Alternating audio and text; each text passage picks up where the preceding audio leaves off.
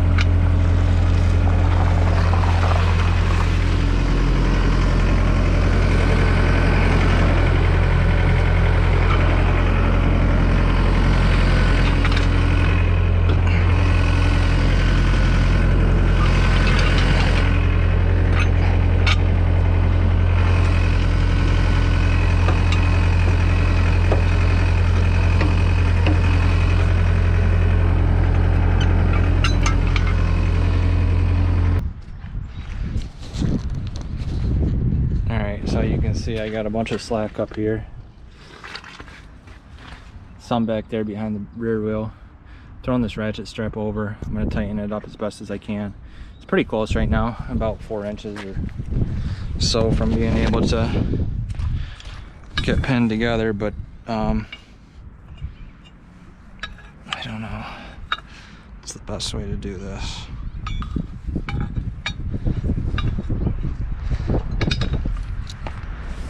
Try this. See what happens.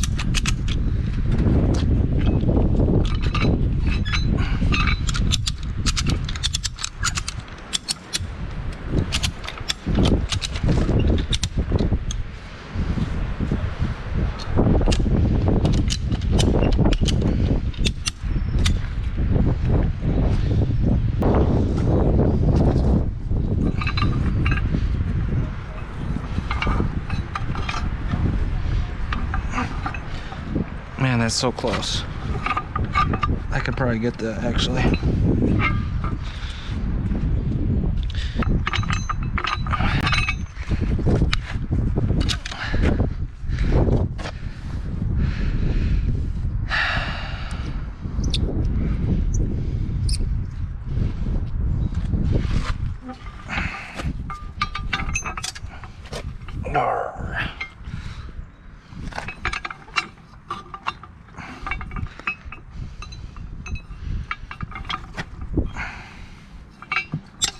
Oh, come here.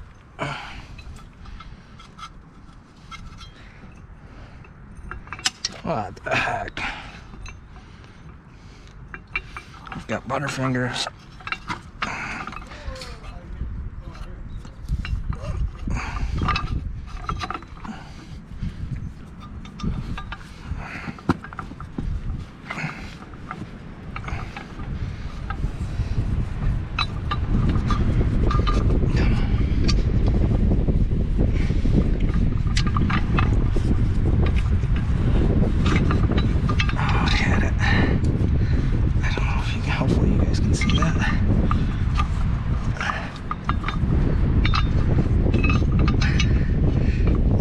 Something I'm going to take on and off. I'm going to leave them on once I get them on.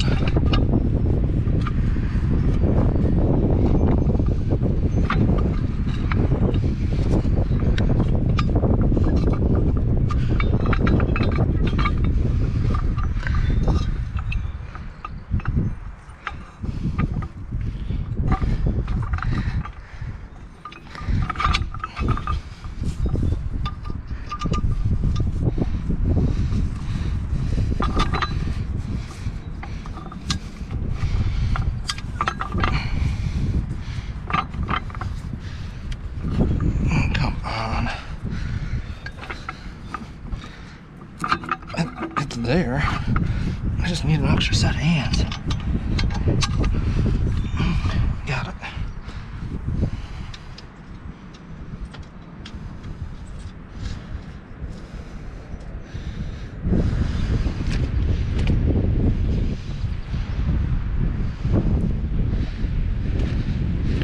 Alright, let's tighten up the inside there and try to get that pop together.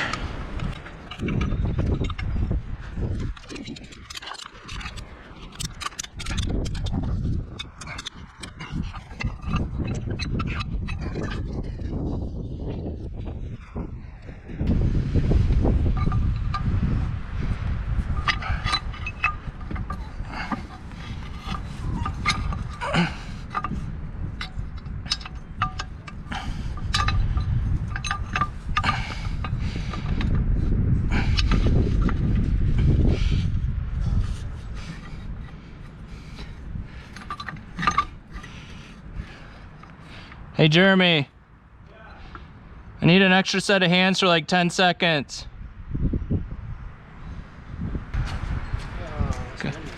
Got this one on. I can get that one. I just need somebody to push the bolt through there when I get it in position.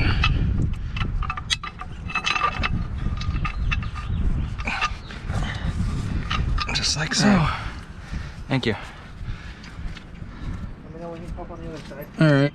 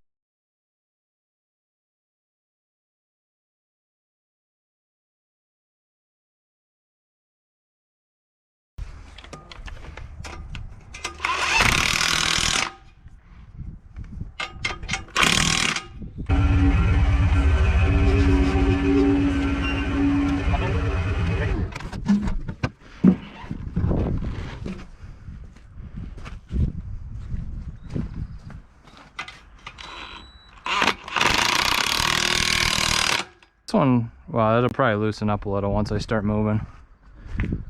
That one looks nice and the right. You can tighten them up a lot. All of those pads can move one hole each. Yeah, but as long as they don't slip or fall off. No, you don't want them super tight.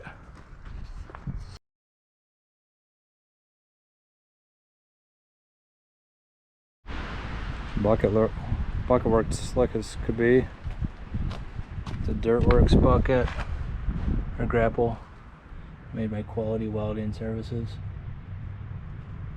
Picked it up for 1,800 bucks. It's a $5,000 bucket if you bought it new. $5,000 with tax. It's like $4,500 before tax. So it pays to shop around. It's none of that, you know, like they sell those Grapples online for like $2,300. Those things are all junk. You'd have it bent up in no time. They're all China metal, just very poor quality. So I looked at them for a long time and finally decided no, I'm gonna wait for a decent bucket that I'm not gonna be repairing all the time. All right, the project at hand here right now is clearing up a bunch of this brush and some of these downed smaller ash trees. I don't know, they're pretty small. I was thinking I might separate some of them for firewood, but I don't think it's really worth it. Started a pile here. I'm just going to use the Grapple on the skid and pull into it, clean it up as best as I can, and then leave the hardwoods, mostly maples and a few ash are left in there, but mostly maples up through this hedgerow here, separating the road from my little field here that I've been cleaning up. So I'm going to probably put you guys on a time lapse and I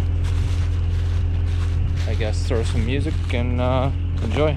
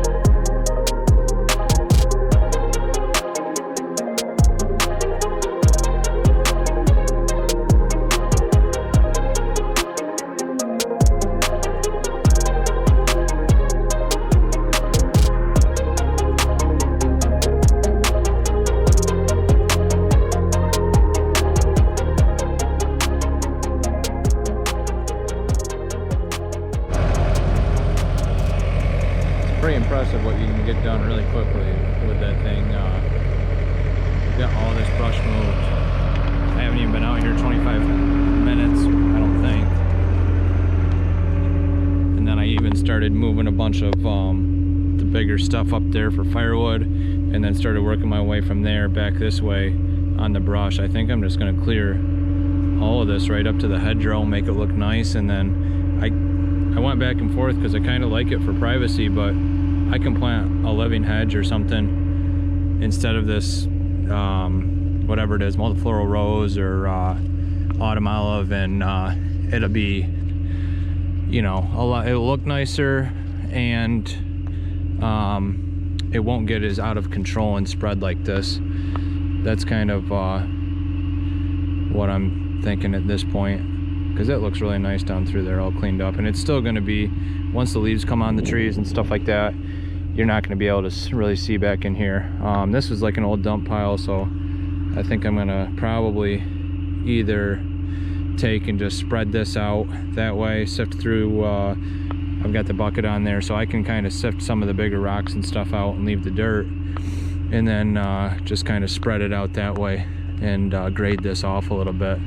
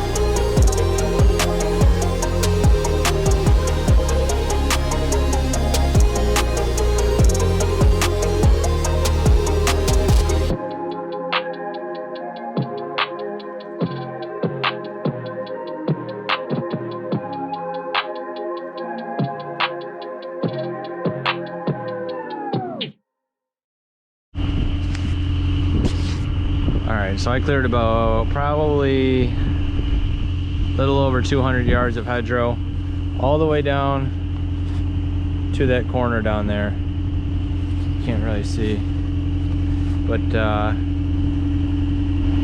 basically what I got left is there's some brush and stuff mixed in with this, but a lot of this is dirt and stone. So what I've decided I'm going to do with that is take it up here and use it to grade out a spot where I can park my equipment, like my brush hogs, my back blades, everything like that. And then I'll put stone down on top of it after it settles a bit.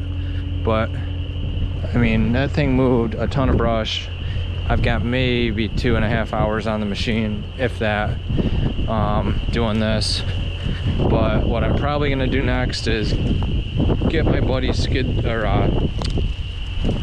dump trailer up here, and then I can pop the bucket on and start loading a bunch of this stuff and hauling it back up to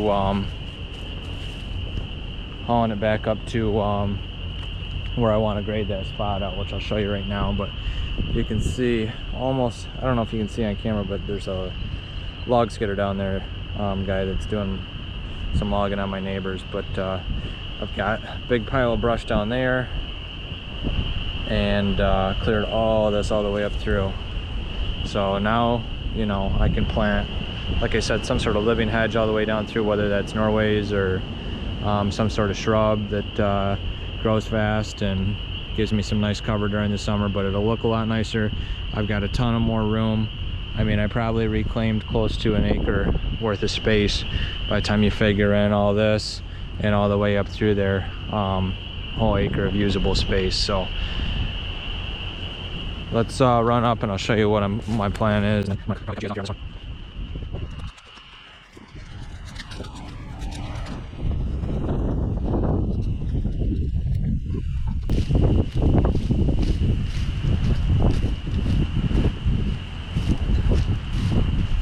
So I kind of left these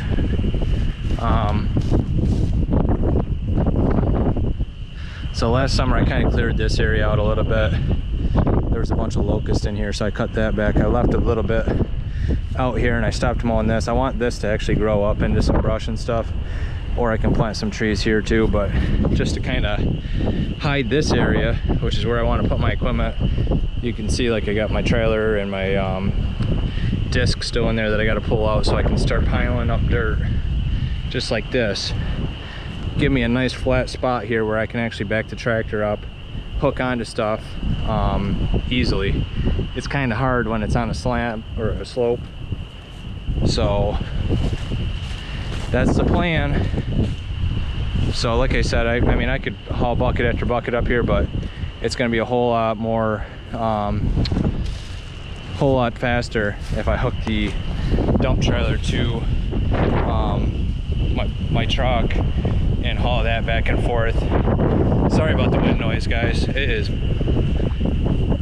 mean, it's a beautiful day out. It's like 60 some degrees. That breeze feels awesome, but it's really blowing, so it's probably kind of loud on camera, so apologies for that. But anyway, that skid steer is so much fun to operate, and it just makes quick work of all these jobs that I'm kind of creating for it. I guess I'd never had, or at least I wasn't planning on doing this, and just like, you know what, be a good job to break the skid steer in and get some seat time on it. So here we are.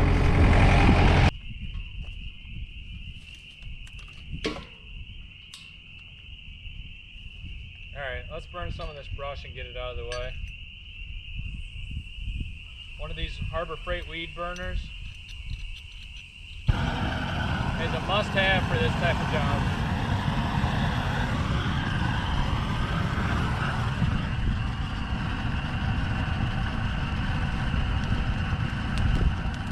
It sure beats messing around with fuel oil, or especially gas, and hurting yourself.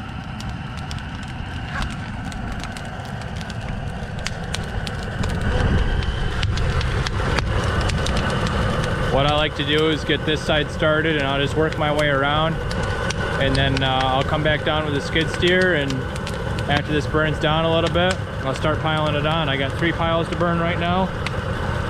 I'm gonna get them all going, and then I'm just gonna go run from pile to pile and make sure they stay nice and piled up on the flame there, so it continues to burn down real nice.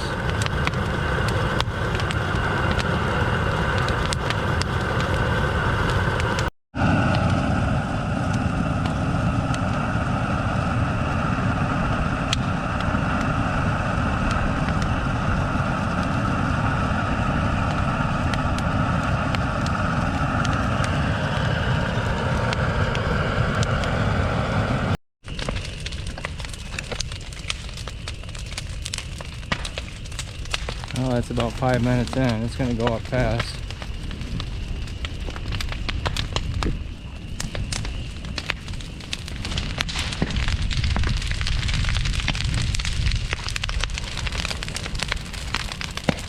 Got it burning in 3 or 4 different spots.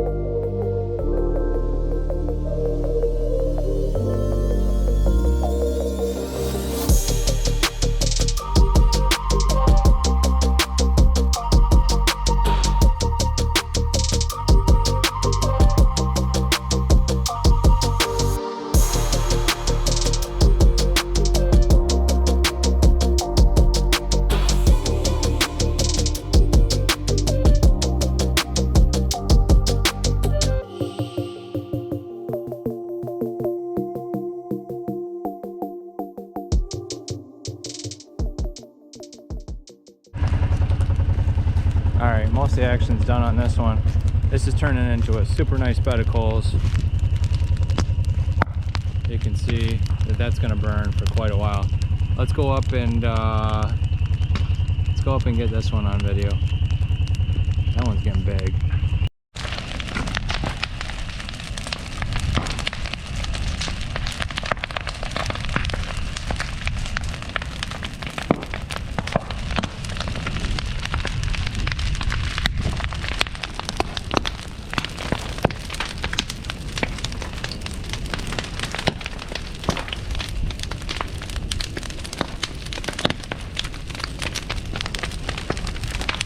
That cherry's getting hot, but hopefully this kind of wind starts kind of blowing it the opposite direction. I think that limb actually cracked because of the heat, and then I don't remember that being cracked. But this should burn down pretty quick.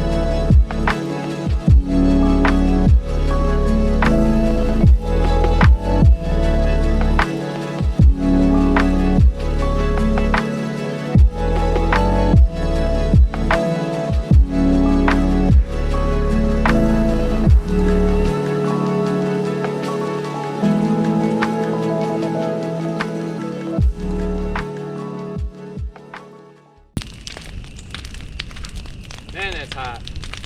So the idea is just kind of pile it up loosely, but not too loosely. You want it tight enough to where when it burns from the bottom up, it'll catch the next layer up on fire. It won't burn itself out and create a hole to where the flame can't reach the brush above it. But you want to give it enough of a gap to where it can get oxygen in the layers there and really burn itself out like it is doing now. So this is going good. Obviously much easier with a loader or something you can push it up and pile it up with. So listen, hopefully it won't get out of control. It is pretty dry out still, so You know, there is a burn bin right now. It's April 6th or whatever. Yeah, it's April 6th. It's Easter weekend. So still pretty dry. All the leaves are really dry from winter. We had kind of a dry winter, I would say. Very little snowfall, and you know, obviously in springtime everything's just dry, so we haven't really got that spring rain yet to kind of soak into everything, and it is what it is. But hopefully we don't let this thing get out of control. We'll see.